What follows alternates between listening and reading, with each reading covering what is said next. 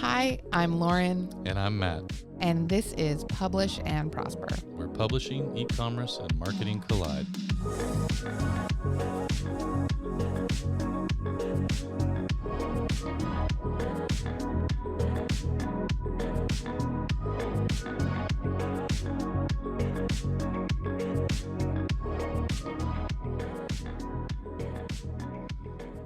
Welcome back to Publish and Prosper, everybody. Today, we are going to talk about how to set the retail price for your book and how to calculate that price and everything that goes into those calculations. So understanding where your book's price starts out from the manufacturing level and how to work your way up to a retail price is going to be the big thing for today. Wow, what a thrilling topic. I know, right? I'm on the edge of my seat. I'm also not feeling well, and so is Lauren. So this is probably going to be a really weird episode, but whatever. I mean, that could add some kind of entertainment value, or it could just mean that we're both going to have really weird vocal fry. Or it means that this episode gets half the listens that the other episodes get. So what's half of 5? 2.5? I would say let's round it down to 2. I'm just kidding. I got cough drops and water. I think we're good. We got this. We totally got this. You ready to do some math? No, never. You ready to get mathin'? No. Yeah. There's not a single ounce of math in this outline. I don't know what you think math, and we're going to be No. mathing. So I'm going to throw the math in there. I brought the math with me. So I told Matt that he was going to have to spice up this episode somehow. And apparently his method for doing that is just going to be to make me do difficult math questions and then mock me for getting them wrong. Go ahead and pull your calculator up on your MacBook now. No, thanks. I think it'll be more fun for everybody if I wing it. Prepare to be embarrassed. Can't wait. That's how I come into every single one of these episodes, honestly. All right. Well, let's jump in. Let's start talking about the different costs associated with your book. So in order to set a retail price for your book, whether you're going to sell it in distribution or from your own website or anywhere else, you need to understand what you're going to set your retail price at and how to calculate that in a way that makes sense so that you're not underwater every time you sell a book, but also so that you're not pricing yourself out of your genre or category. Now, obviously, this does not apply to situations where you might be giving the book away for whatever reason, whether that's as a promo or as a lead magnet, something like that. Really, what we're going to be discussing is everything that goes into calculating that retail price so you don't end up underwater.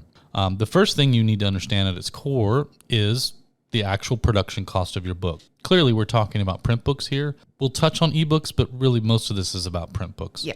The production cost, or sometimes referred to as the print cost, it just depends on what platform you're using. It's basically exactly what that sounds like. It's what is the actual cost to print that book. And typically it's on a per unit basis. You might get a quote from a printer for 1,000 copies or something like that, but it should still be broken down on a per copy basis, which will help you sort of start to calculate your retail price. This is also what the price should be. If you want to go in and buy author copies for yourself or for something else, you should be paying the manufacturing cost. Some platforms might charge a little bit extra, a percentage on top of that, but just make sure you know that going in and that you know that up front. Basically, production cost is what it costs to create one copy of your book, and it's the base price that you'll use and build everything on top of to get to your retail point. Yeah, so whether you're buying it for yourself or if you're saying, I want to get some review copies that I can send to potential reviewers, although we just did a whole episode about why we don't think that's necessary, so maybe that's a bad example.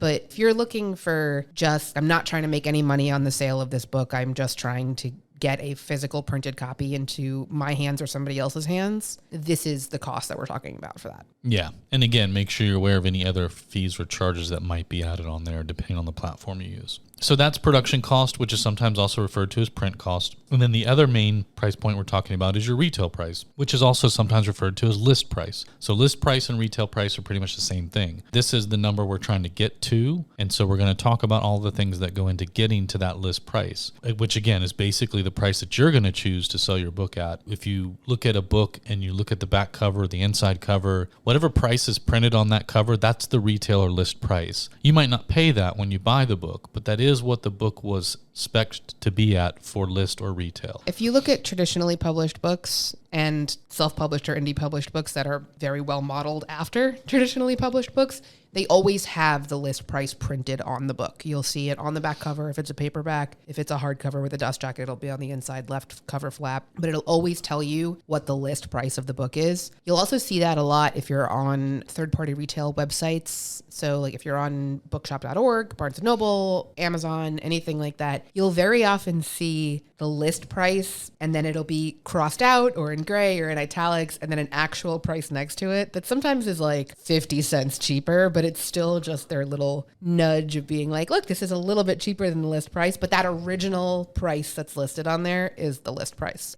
And so next in line would be to talk about, revenue splits or profit splits. So revenue, profit, we use those terms interchangeably, but what we're talking about is the amount of each book sale that you're going to walk away with as the creator or author. Your revenue or profit, that's the money you're going to make off each book sale. So when you're selling your book direct, which you should, your revenue or your profit, I like the word profit, so I'm going to use that. Your profit will be the retail price that you set on the book, so what you sell the book for from your site, and then you're going to subtract out your manufacturing cost. So if you're selling your book for $20 on your site and the manufacturing cost is, let's make it easy for Lauren, $5, your profit should in theory be $15 through selling direct.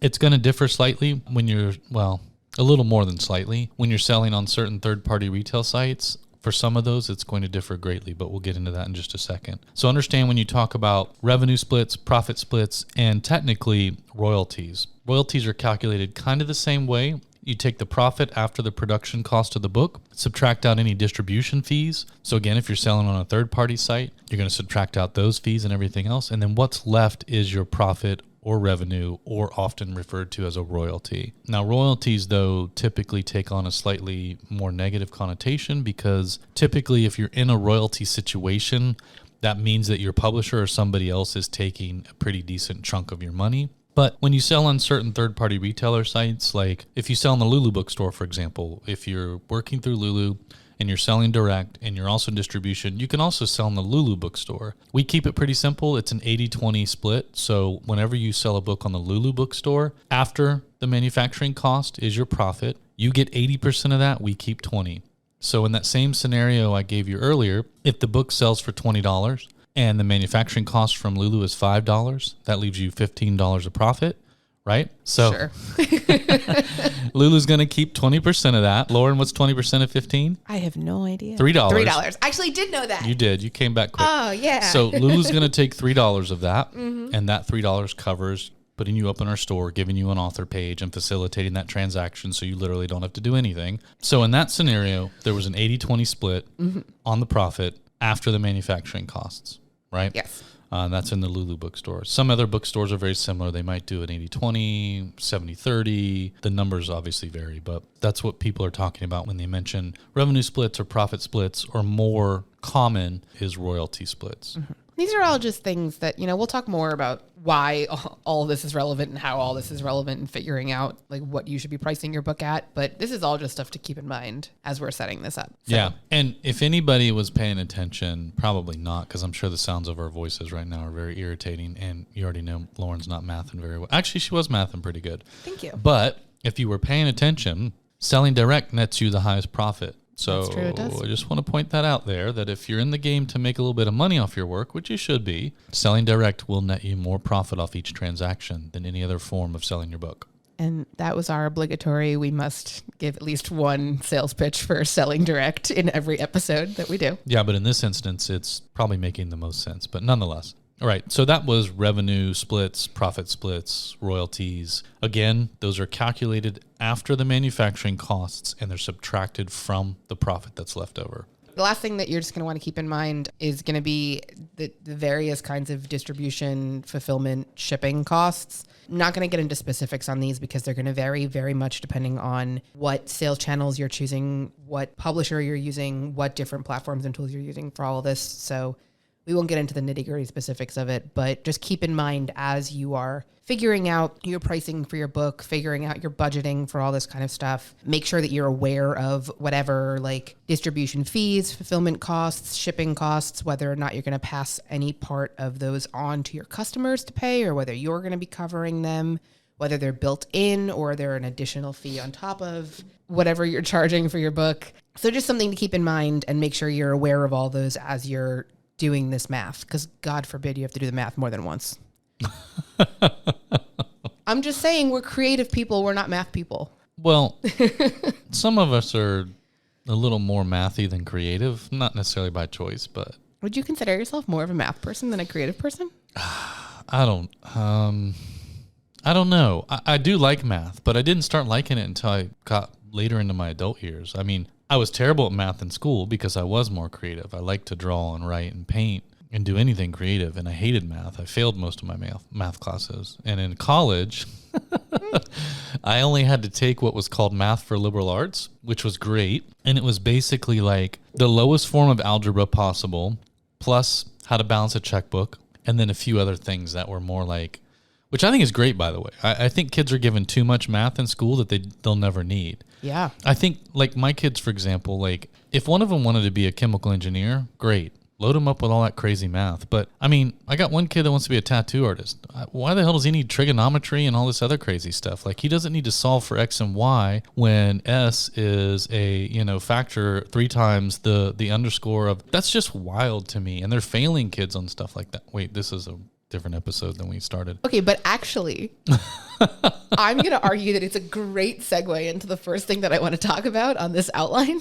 So good job. And that is one of the most important things that you have to do is know your goals ahead of time. For example, if you know that your goal is to be a tattoo artist, then you know you don't need to take the BC AP Calc class as a senior in college or a senior in high school and put yourself through the ringer. Not that I did that. I took the easy Be careful, your dad might be listening. AP Calc class. I mean, I just admitted to taking AP Calc, which is also why I haven't taken a math class since I graduated from high school, because I didn't have to in college, because I went to a liberal arts school and I placed out of the math class that I needed to take as my one single liberal arts requirement. Mr. Vasallo, I have seen her do other math, so please don't be concerned. I was really good at math until calculus happened. I was a math tutor. Like, that was my after-school job. Like 8th grade, 9th grade, 10th grade, and 11th grade. If everybody out there that's listening didn't already think you were a mega nerd, you just put that last nail in the coffin. I know. I was a math tutor while I was killing time in between the end of the school day and marching band rehearsal starting. Oh my. Don't make me laugh. I don't feel good, but holy cow. You're welcome. Oh my God. That's my gift to you today. That I couldn't ask for a better gift. It's not even my birthday. I feel really blessed right now. You're so welcome. Oh my goodness. Yes, back to what you were saying though. Yes. Knowing your goals is extremely important. And so understanding this particular book that you happen to be pricing out, you just finished it. You might have different goals for it than you do some of your other books or the next book you're going to write, but knowing your goal for each book will help you determine, what your pricing and sales strategy might be. So if you're going to use this book as a lead generator or as kind of like your promo that you're going to give out, you're going to use this book to give it away for free, basically, to get people hooked. If your goal is something along those lines, then you can be a little looser with how you price that book, because in the end, it's not necessarily going to matter. But if you're pricing the book because this is your magnum opus and you're hoping this is going to fund your retirement account or put your kid through college so they don't have to become a mathematician, or maybe they do, I don't know, then you're going to want to price that book to drive revenue. And that's where you're going to want to pay attention to some of these things and understand how basically you won't end up pricing yourself right out of your genre and not sell any copies. Right. Yeah, understanding those goals are extremely important. And then there are other goals, too, that don't fall into those two nice, neat little buckets of like lead magnet versus profit or revenue driver, right? There are, middle areas of that spectrum. Yeah. I mean, think back to what feels like 8 months ago when we did the episode on the 1,000 True Fans theory, which was probably the last time that we did math on this podcast. And, that whole idea of like, you have to make X amount of money from X amount of fans in order to reach your revenue goals for the year, to sustain your business or whatever else your goals are. This is where you're factoring in some of that X amount of revenue from people. So if you're saying, okay, like my goal is to sell 500 copies of my book this year and I want to make, I'm not doing this math. I'm not even making up fake math in my head, but like you have to figure out like, this is how much money I want to make off the sales of my books this year. So this is the minimum amount that I can price each book at in order to make that money off of the sales if I meet my sales goals. Yeah. So you can play with the price, but you can also play with the projected number of units you might sell, right? So this is, again, one of the things you might want to factor in when you're setting retail price. As Lauren was saying, if you're going to use this book basically to support yourself for the next year while you work on other projects, then you kind of know how much money you need to support yourself for the year. Let's just say, to make it easy, it's $50,000. So you can take that $50,000 and you can calculate that and turn it into number of books you need to sell. And you can also think about retail price in that. So if your calculation comes up where you need to sell, 1,000 books at $50 a piece, we'll keep this easy for Lauren. For some people, that might be totally doable. For others, it might be easier for them to sell more books at a lower price point. So you might want to sell 2,000 books at $25 instead of 1,000 at $50, right? So you can play with that sliding scale or that balance of like retail price versus units you'll project that you'll sell or that you know you can sell based on past history, which, again, shameless plug, if you're selling direct and you've already sold books direct, you kind of have an idea of how many books you're going to sell. You can calculate those projections and figure that out. But understanding if your goal is to make enough revenue to support yourself for the next 10 to 12 months while you work on something else, figure out what that number is that you need, divide it by the number of units you need to sell that you're comfortable selling, that should give you a retail price. If that retail price is still sky high, then you need to find something else to help contribute to your revenue for the year, or you need to sell more books at a lower price point. Which, not for nothing, but we have talked about this, about diversified revenue streams. And when we talked about that 1,000 True Fans theory, we talked about the fact that you weren't going to be making all of that off of your book sales.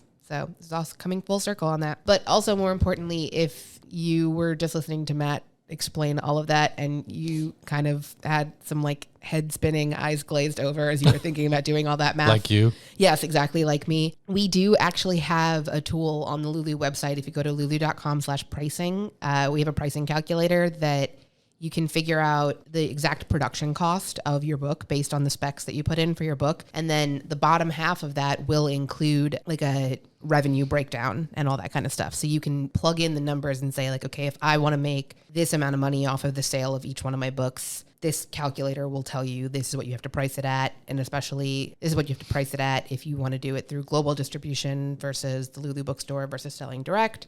And also we'll even do conversions. What's the word for money? Oh my Currency God. conversion? Thank you. It will do currency conversions for you. So Yes, if you're it will. selling outside of the US market and you are like, okay, I want to make sure that I'm not accidentally selling it at a loss in the UK because I don't know how to do conversion rates. But if you really want to have fun, why don't you have Lauren do your conversions for you?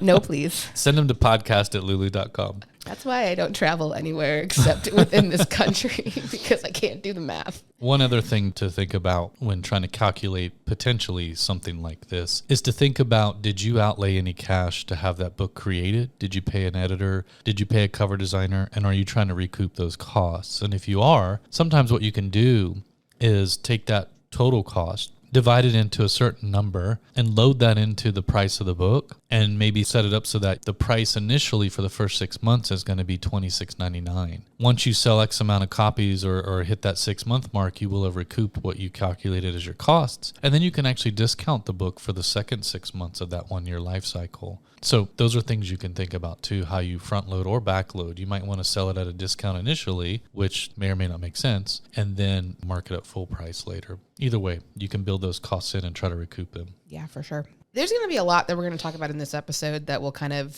set you up for the hows and whys. If you take one thing away from this episode, if I had to summarize this episode in a single sentence, I probably could. If you don't care about the why and you don't care about all the mechanics behind everything and you just want the quick TLDR answer to how do I figure out how to price my book correctly, the answer is do your market research. And that's really the primary and only like essential that you need to do is do your market research, because the industry has standards already in place. The publishing industry already has standards in place. Look up other books that are in the same genre as your book with the same format. So make sure you're comparing, if you have a trade paperback, a mass market paperback, a trade hardcover, ebook, audiobook, whatever it is, you're comparing the same format in the same genre, there is already a standard price point. So if you want to get into, like, when you want to get creative with it, it's figuring out I want to make sure that I'm covering my costs. I want to make sure that I'm covering everything that I need to, that I'm making the money that I need to on it. But primarily what you're going to want to make sure that you're doing is having your book within the comparable range of other books in your genre. Like when you're selling a house, you want to pull comps for that neighborhood to make sure that you're not overpricing your house. If you're a realtor, you want to sell it either comparable to other houses in the neighborhood that have sold that are similar to yours, but also you need to know, like, if your book's parameters or things are in more abundance than the other books that are typically selling in your genre, you'll need to be aware of that, because that may or may not inform the cost as well. The other thing you want to make sure you pay attention to is that when you're doing your research, you're looking at the list price of the book and not like some sale price or discounted price that they might have displayed. Yes, absolutely. Especially if you're doing your research on like third-party retail sites, make sure you're paying attention to that original list price of the book. I'm going to borrow Matt's housing metaphor, despite the fact that I've never so much as owned like a 1 square yard. Actually, no, I think I own 1 square foot on the Mexican border from a Cards Against Humanity holiday campaign a few years ago. Wow. I think I own 1 square foot of land. Thank you, Cards Against Humanity, for everything you've done for humanity and against it. I'm pretty sure that this will hold. If you were to try to sell a house within a neighborhood, in addition to wanting it to be a comparable price to the average houses in the area, while part of you might be inclined to be like, I'm going to sell it lower. I'm going to be more likely I'm going to beat the market by pricing it lower than the rest of these. If you're not careful about how you do that, everyone's going to go, why is this so cheap? What's wrong with it? Yeah. Why is it priced so cheap? So something that you want to keep in mind as you're looking at those averages when you're looking at the range on books. I'm going to say off the cuff, for me, I buy a lot of paperback romance novels. Their usual price point for those is $14.99. Maybe a little more, maybe a little less, depending on the content and the publisher and the author, but average price $14.99. If I picked up a book that was $10.99 instead of $14.99 as the list price, my first reaction wouldn't be, ooh, I'm getting a sale on this book. Like, I'm getting a good deal on this book. My first reaction would absolutely be, why? Why is it only $11 when the rest of them are $15? Yeah, I think I agree with the psychology of that. Although I will say today, I would just be happy that I felt like I was getting a deal and probably just try to pay for it and get out of there before they figured out the mistake. But I do agree that with your pricing strategy, it's not a good idea to go into it thinking you'll undercut everybody else in your genre. Mm-hmm. There's a number of things wrong with that. Obviously, it decreases your amount of profit. Number 2, you're not going to make many friends in your genre, and so we don't suggest that. Number 3, sorry, I can't math today. Number 3, you might inadvertently start some sort of weird chain reaction where other people start lowering their prices a little bit, and you could therefore, just like using my realtor metaphor, you might inadvertently bring down the price of real estate in your genre. If I have a neighbor that's selling their house, and let's say they only need to sell it for $295,000 because that's what they owe on it, and housing prices in that area put their house, it's appraised at, let's say, $450,000. They could, just to get a quick sale out of the deal, and if they didn't care, they could sell it for just what they owe on it. But they would completely screw everybody else in the neighborhood, not to mention themselves out of any real profit. So it's never a good idea to try and undercut anybody. If you want to price yours $1 less for whatever reason and it makes sense to you, okay. But you never want to get into that game where you're racing to the bottom when it's something to do with pricing. We have people ask us sometimes, well, on Amazon they sell the books so cheap. Amazon sells most of their books as basically a loss leader. It's a zero-sum game for them, meaning they're not trying to make profit on those books. Those books are there specifically to draw people there to buy other things. So they're not looking at this strategy or the pricing strategy as a way to make profit. You're never really going to be able to compete with those types of costs, whether they're loss leader costs or manufacturing costs that were done in a completely different type of manufacturing. Traditionally published books, I actually do know the math on this one.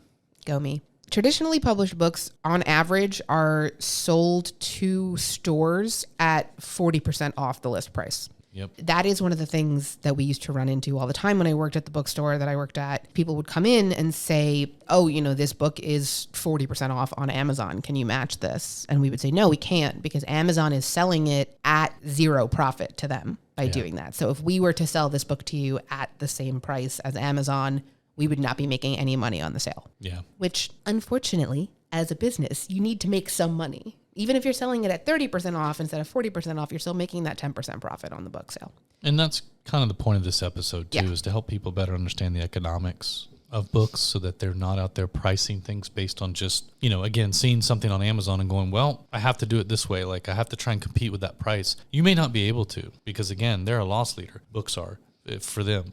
Be careful with that. Yeah. I think if there's any online retailer that you want to look at to try to model your pricing off of, if you want a model for this, I would suggest bookshop.org actually, because they don't, even Barnes & Noble has like enough staying power as a big name in the industry that they can afford to do big sales every now and then on their books. They can afford to mark their books down. They have a long-standing relationship with a lot of these publishers that they can afford deals and stuff like that. Bookshop.org is almost always going to be selling books. Even when they are discounted, it is a reasonable discount to them and the customers. So if you're looking for something to model that pricing off of, I would check out bookshop.org. That would probably be your best resource for both researching the prices of books in your genre and then also seeing like what they mark them at. Yeah. Lauren has a note here in the outline too that I think it's pertinent to point out that if your book falls into the category of like a coffee table book or a cookbook or any other book that has a lot of very HD color type photographs in them or designs and illustrations, and it's printed on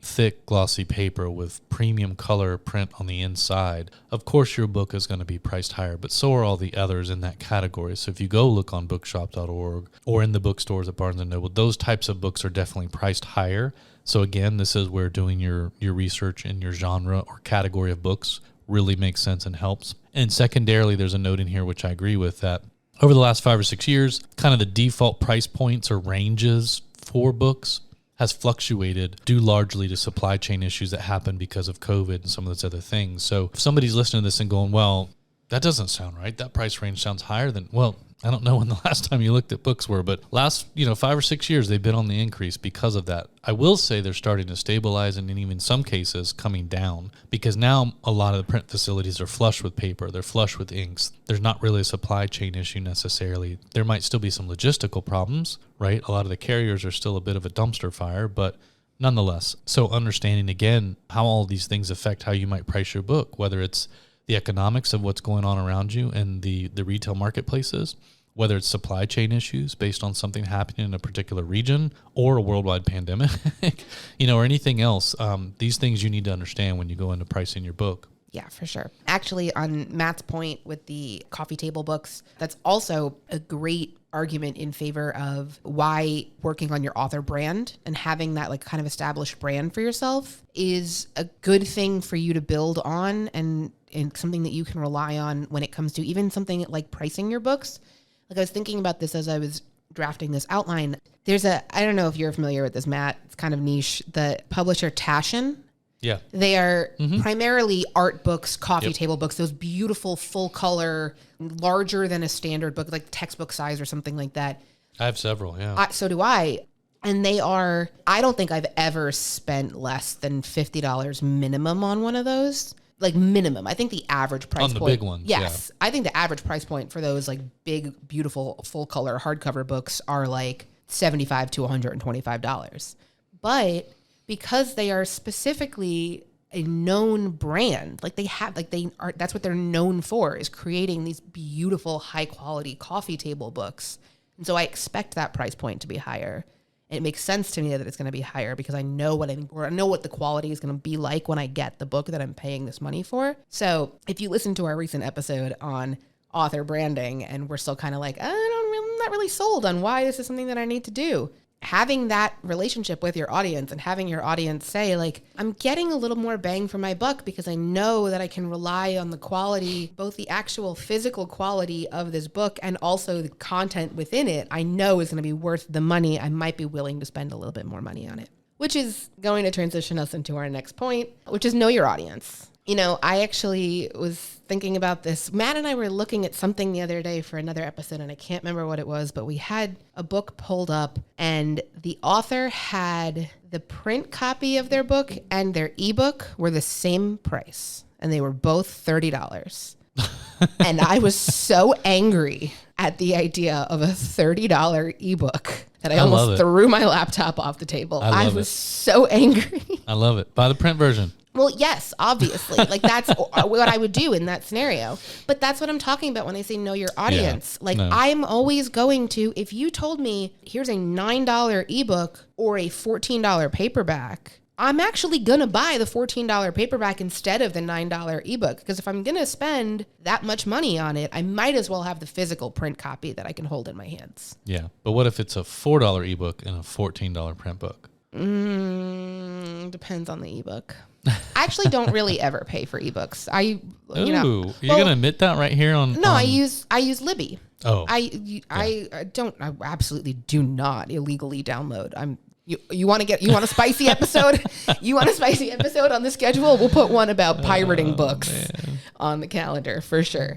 I don't want to talk about that. Okay, but what I will argue to that point is the idea of the Kindle Unlimited model, which is, and this works for me. It works very effectively on me if you have a very big catalog of books, or if you're working on establishing yourself as an author who's publishing a lot of books. Yeah, I've seen a lot of authors that they will have some of their books available on Kindle Unlimited, but not all of them. That's right. And it's just enough. There's a low cost, easy, no barrier to entry way for me to read some of their content, get that proof of concept that I like their work and that I like their content.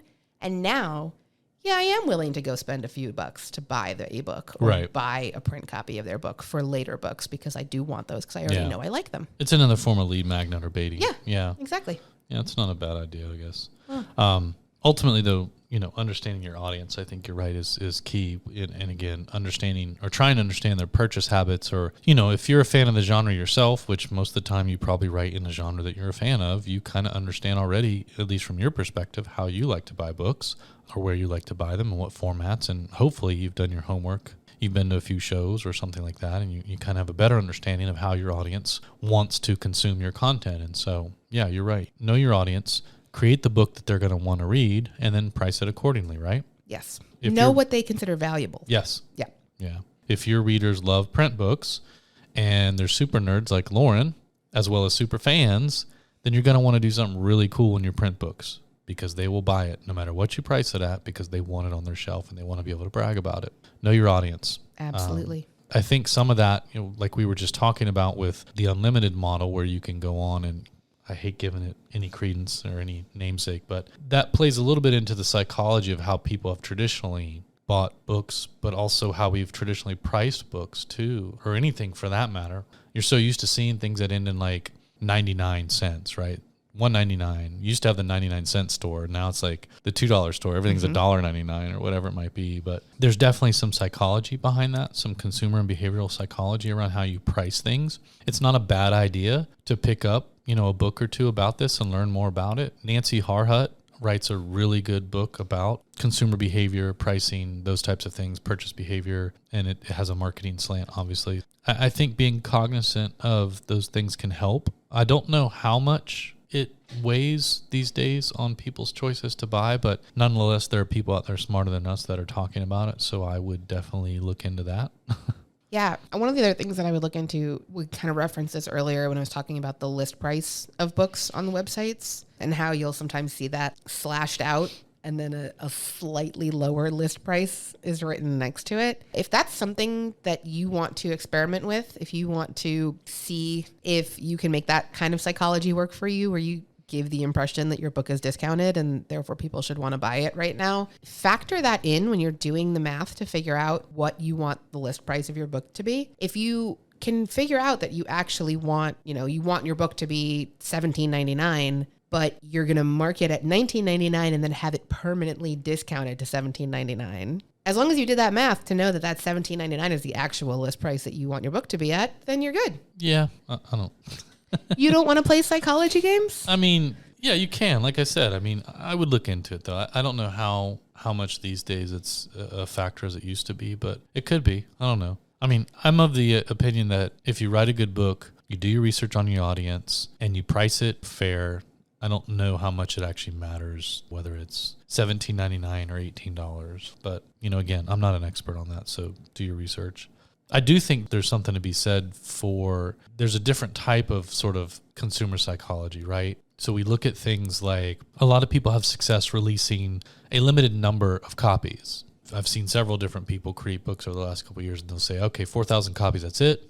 Once they're gone, done. So creating some sort of scarcity, or you alluded to in your outline here that, we've all been on a site recently and click to put something in the cart, or you're looking at it and this little pop-up comes up. It says 20 people have this in their cart right now. It's like, oh, okay, well, it must be popular, or gosh, I should get one before they run out or something like that. Yep. So I do think some of those things can be a little more of a motivation for buyers than whether you price it in $0.99 or whatever. But I don't know. That's just me. I would make the argument that because this is self-publishing, because you have control over all of this stuff, you can always experiment with this. You can experiment with saying like, okay, I'm gonna try pricing my book at $16.99 instead of $17 for a month and see if that has any impact one way or another. That's true. You don't have to take our word for any of this. You can experiment with it. That's the whole point of being able to have that kind of total control over your publishing journey. Yeah.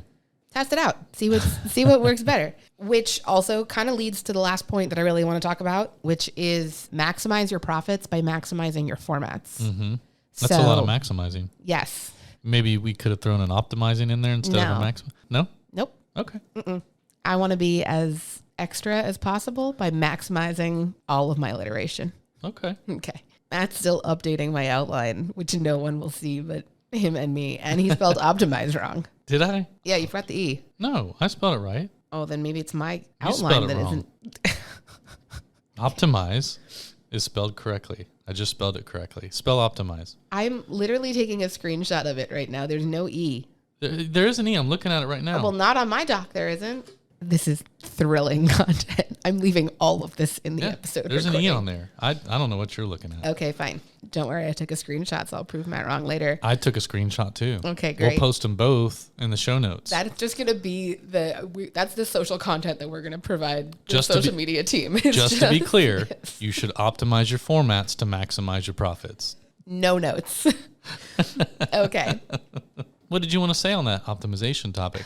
As we've already talked about, the different types of formats that you'll have for your book have different standards for pricing. If you want to make sure that readers at any price point can get access to your books if they want them, make them available in as many different formats as you can. This all circles back to a lot of the other things that we've talked about when it comes to knowing your audience. Like I've said, I was horrified at the idea of a $30 ebook.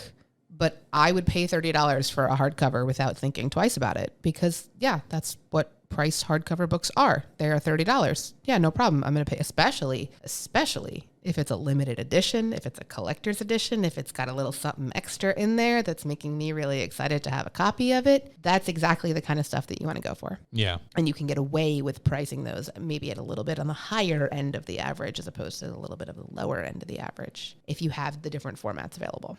Yeah. Understanding what your buttons and levers are that you can push and pull to make those prices also work for you. So if you wanted to be able to sell a hardcover a little cheaper than the other hardcovers in your genre, or, again, you just wanted to make sure that everybody could afford to get that hardcover, then you may want to play around with what it costs to have the interior black and white instead of color, or standard color versus premium color. Playing around with different sizes. A 5.5 by 8.5 is going to be priced differently from a manufacturing standpoint than an 8.5 by 11, Yes. or some of those types of things. So understanding what your options are there to affect the manufacturing cost will help you better control the retail pricing. Yeah, all of those things are available to you. Just do your research, check in with your audience, get to know what they're willing to pay for, what they're looking for, and go from there. Yeah, I think the one thing that I'd like to just say before we kind of end it or wrap this up is that we've talked about the different ways that you can sort of calculate your retail cost, understanding what your manufacturing cost versus your retail cost is or your list price, and then obviously some of the other things. But you really should try to make sure that you're pricing your books roughly the same across all channels. So if you are one of those who's going to go wide and sell direct and offer other sales channels for people, if you're going to do it all, try to keep the price the same across all those channels. You don't want to potentially de-incentivize somebody to buy directly from you or incentivize them more so to go buy it from somewhere where you're really not going to make as much profit because you're not keeping your pricing as close to the same as possible. Sometimes you don't have a choice. Amazon sometimes likes to sneak in there and mess with your pricing, but for the most part, you should be able to keep the price the same. Yeah, absolutely. And if you are going to go wide with your sales, make sure that you're aware of the different requirements on the different distribution platforms that you're considering. Yeah. Just know what the requirements on the different platforms are so that you can keep that in mind as you're setting your different prices for your different books. Yep. All right. Cool. Anything else you want to talk about pricing wise, or any more math you want to do? I actually would love to never talk about pricing ever again. Okay. So, no, actually, That's a very strong opinion or approach. I like to pretend money isn't real. Especially when it comes to books. For me, I'm like, it's all gravy. It's okay. All right. I'm going to go out and buy some books this afternoon just to make myself feel better. You should. You should pay full retail price. If I'm going to an indie bookstore, then I will. Yep, that's what you should do. Yeah. Support indie bookstores. Shop local. If you'd like to do some calculations, you can go to lulu.com and hit up our pricing calculator and have some fun with that thing. If you want to have Lauren do any currency conversions for you, you can hit us up at podcast@lulu.com. If there's a topic you'd love for us to talk about that we haven't yet, you can also use that same email address. And if you did not like today's episode, you can email podcast@lulu.com. How about that? Thanks again for joining us, and we hope you'll listen again soon. Thanks for listening, everyone. To learn more about this episode, check out the show notes on publishprosperpodcast.com. Publish and Prosper is brought to you by Lulu.com. To hear more episodes like this one, please like and subscribe wherever you listen. Thanks for tuning in.